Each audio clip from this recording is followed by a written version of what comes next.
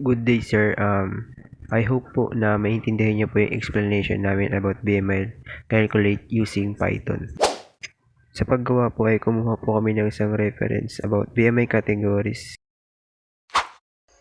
Ang variables na ginamit namin ay your name, height centimeter, and then weight kilograms.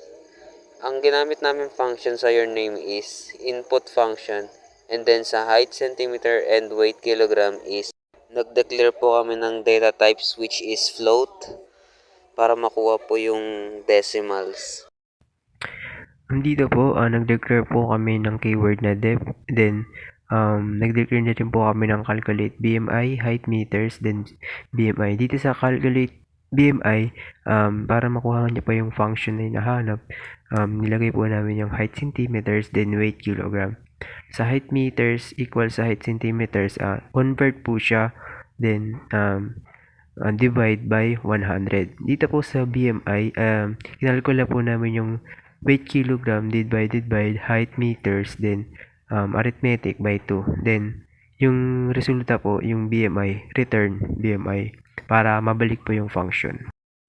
Dito naman po, gumawa po kami ng isang conditional statement para makuha yung resulta ng isang BMI. Then, nilagay lang po namin yung function na hinahanap, which is categories BMI, then BMI. Sabi dito, if BMI daw po is less than 16, then ang return niya is severely underweight. If naman kapag 16, then less than or equal siya sa BMI, then less than 18.5, then ang return niya is underweight. So kapag false at false po siya at walang tumama, it means else po siya, then return morbidly obese. So, yun lang po. Next is Body mass index ay equal daw siya sa calculate BMI.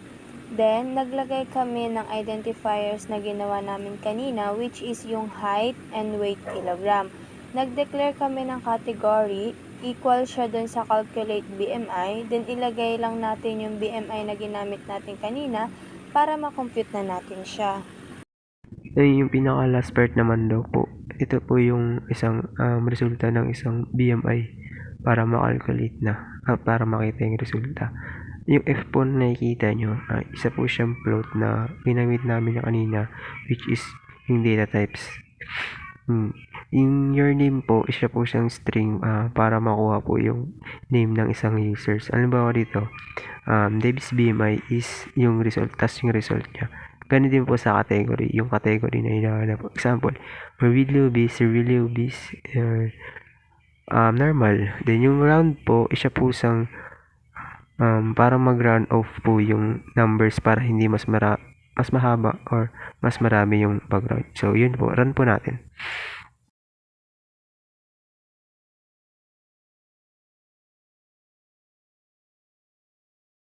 Yun, nakikita natin, enter your name. Then, lagay natin Dave.